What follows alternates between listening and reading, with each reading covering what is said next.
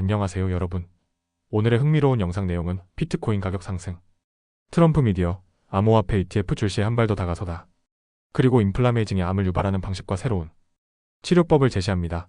에 관한 것입니다. 우선 좋아요 버튼을 누르고 채널 구독 및 알림 설정도 잊지 마세요. 여러분의 관심과 지지가 저희에게 큰 힘이 됩니다. 첫 영상에서 전해드릴 소식은 미국의 유력 경제지 월스트리트 저널이 보도한 최신 암호화폐 및 정치 관련 뉴스입니다. 요즘 비트코인 가격이 다시 오르고 있습니다. 단순한 시장 반등으로 보일 수도 있지만 그 이면에는 정치와 금융이 복잡하게 얽힌 움직임이 자리하고 있습니다. 특히 도널드 트럼프 대통령과 그가 소유한 소셜미디어 기업이 새로운 상장 지수 펀드, 즉 ETF 출시에 한 발 더 다가섰다는 소식이 전해지며 투자자들 사이에서는 기대감이 커지고 있습니다. 먼저 비트코인 가격부터 살펴보겠습니다. 2025년 6월 4일 기준 비트코인은 약 10만 6천 달러 선에서 거래되며 소폭 상승했습니다. 지난 5월에는 11만 달러를 넘어서며 사상 최고치를 기록하기도 했습니다. 이후 일부 조정이 있었지만 여전히 10만 달러 이상의 가격대를 지켜내며 투자자들의 심리적 지지선을 유지하고 있습니다. 이러한 비트코인의 강세는 단순한 수요와 공급의 문제만은 아닙니다. 바로 트럼프 대통령이 이끄는 트럼프 미디어의 움직임이 시장에 영향을 주고 있기 때문입니다. 최근 증권거래위원회에 제출된 자료에 따르면 트럼프 미디어는 자사 플랫폼인 트루스 소셜의 이름을 딴 비트코인 ETF 출시를 계획하고 있습니다. 이는 기존의 비트코인 현물 ETF들과 유사한 구조로 암호화폐 투자를 보다 쉽게 만들 수 있는 길을 열어줄 수 있습니다. 사실 트럼프 대통령은 이미 2024년 열린 한 암호화폐 컨퍼런스에서 미국을 지구상에서 가장 강력한 암호화폐 허브로 만들겠다고 공언한 바 있습니다. 이번 ETF 계획은 그 약속을 구체화하는 첫 단계로 보입니다. 트럼프 미디어는 올해 초부터 금융서비스 분야 진출을 모색하며 암호화폐 투자와 관련한 움직임을 이어가고 있죠. 한편 암호화폐 시장 전반을 보면 혼조세를 보이고 있습니다. 이더리움은 소폭 상승했지만 솔라나는 다소 하락했습니다. 하지만 전반적인 분위기는 긍정적입니다. 투자자들은 이제 비트코인을 단순한 투기성 자산이 아니라 금과 유사한 안전자산으로 인식하기 시작했습니다. 최근 금리와 시장 변동성에 덜 민감하게 반응하고 있는 비트코인의 움직임은 이를 방증합니다. 이와 같은 흐름은 정치적인 변화와도 밀접한 관련이 있습니다. 최근 미국 의회에서는 스테이블코인 규제 법안이 논의되고 있고 이 같은 입법 활동은 암호화폐 시장에 채도권 자금이 더 많이 유입될 수 있는 토대를 마련할 수 있습니다. 분석가들은 이러한 변화가 개인 투자자는 물론 기관 투자자들에게도 문을 열어줄 수 있다고 보고 있습니다. 한편 트럼프 대통령은 같은 날 철강과 알루미늄에 대한 관세를 기존보다 2배인 50%로 인상하는 행정명령에도 서명했습니다. 이 조치는 자정부터 발효될 예정입니다. 그러나 이 소식은 시장이나 암호화폐 가격에 큰 영향을 미치지 않았습니다. 시장이 이미 예상했거나 이 같은 조치에 대한 관세 피로감이 누적된 결과일 수도 있겠죠? 마지막으로 짚어볼 점은 비트코인이 최근 12개월 동안 약 50% 이상 상승하며 주식이나 금보다 더 높은 수익률을 기록했다는 점입니다. 이 같은 랠리의 배경에는 트럼프 행정부가 암호화폐에 우호적일 것이란 기대감이 작용하고 있습니다. 하지만 이러한 흐름이 언제까지 이어질 수 있을지는 장담하기 어렵습니다. 암호화폐 관련 규제가 아직 불확실하고 경제지표가 급변할 경우 암호화폐는 그에 민감하게 반응할 수 있기 때문입니다. 특히 미국의 수입 물가가 상승하면서 연방준비제도가 고금리를 장기간 유지할 가능성도 제기되고 있습니다. 이는 보통 암호화폐에는 부정적인 신호로 작용해 왔습니다. 지금까지 트럼프 대통령과 비트코인 시장의 최근 동향에 대해 전해드렸습니다. 앞으로의 정세 변화와 시장 반응을 주의 깊게 지켜봐야 할 시점입니다. 다음 영상은 월스트리트 저널이 보도한 아주 흥미롭고 중요한 의학 연구 소식을 전해드리겠습니다.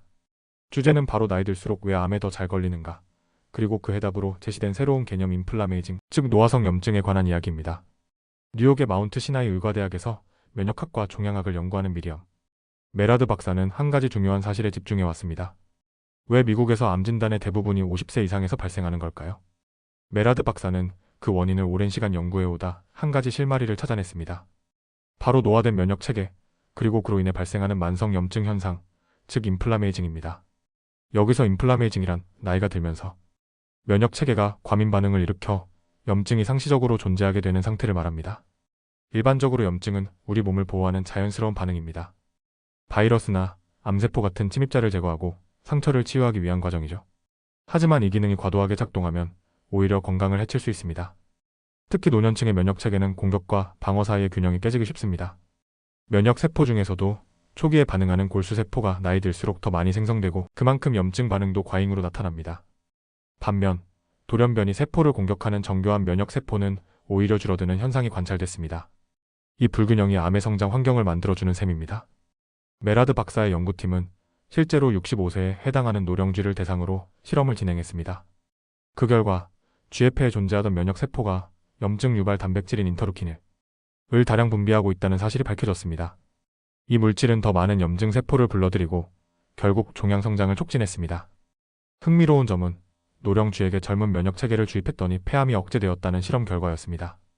또 다른 실험에서는 류마티스 관절염 치료에 사용되는 아나킨라라는 약물을 쥐에게 투여했더니 종양의 성장 속도가 확연히 줄어들었습니다. 이는 항염증제가 암 예방이나 조기 치료에 효과가 있을 수 있음을 보여주는 사례입니다. 메라드 박사와 동료들은 이런 가능성에 주목해 기존의 알레르기 치료제나 차가 면역 질환 치료제를 고령 암 환자에게 적용해보는 임상 실험을 시작했습니다. 예를 들어 습진이나 궤양성 대장염 등에 사용되는 제액해 억제제가 고령 환자의 암 진행을 늦추는데 효과적이라는 연구 결과가 지난해 발표되었습니다. 특히 룩솔리티닙이라는 약물은 면역요법과 함께 사용할 경우 호즈킨 림프종 환자의 절반 가까이에서 암 진행을 멈추게 했습니다. 캘리포니아 라오야에 있는 스크립스 연구소의 면역학 교수 존 테이자로는 앞으로의 치료는 염증을 완전히 억제하는 것이 아니라 언제 억제하고 언제 활성화할 것인가를 정밀하게 조절하는 방향으로 진화할 것이라고 설명했습니다. 염증 반응은 단순한 스위치가 아니라 상황에 맞는 정밀한 제어가 필요한 생물학적 현상이라는 것이죠. 이런 연구는 실제 환자들에게도 적용되고 있습니다. 뉴욕에 거주하는 90세의 마르츠 씨는 말기 폐암 환자입니다. 그녀는 기존의 면역요법으로 대부분의 종양을 없앴지만 부신의 남은 종양은 면역치료가 듣지 않았습니다. 그러던 중 메라드 연구팀의 임상 실험에 참여해 항바이러스제인 라미부딘을 복용하게 되었고 그 결과 종양의 성장이 멈춘 것으로 나타났습니다. 라미부딘은 원래 HIV나 B형 간염 치료에 사용되는 약물로 노령쥐에게도 효과를 보였던 약물입니다. 마르츠 씨는 노령쥐에게 효과가 있었다면 나에게도 도움이 될 수 있다고 생각했다며 긍정적인 반응을 보였습니다. 요약하자면 이 연구는 단순히 노화 자체가 문제가 아니라 노화로 인해 면역체계가 어떻게 바뀌고 그 변화가 암 발생에 어떤 영향을 미치는지를 밝히고 있습니다. 더 나아가 지금까지 별개의 영역으로 여겨졌던 염증과 암 치료를 하나의 관점에서 바라보고 기존 약물의 재활용을 통해 새로운 치료법을 모색하는 흐름이 시작되었다는 점에서 큰 의의가 있습니다. 앞으로 인플라메이징에 대한 연구는 암 치료뿐만 아니라 고령화 사회가 직면한 다양한 건강 문제 해결의 실마리가 될 수 있습니다. 오늘은 여기까지입니다. 다음 영상에서 더 유익하고 흥미로운 내용으로 찾아뵙겠습니다. 이 영상은 투자 의견이 아닙니다. 매우 감사합니다.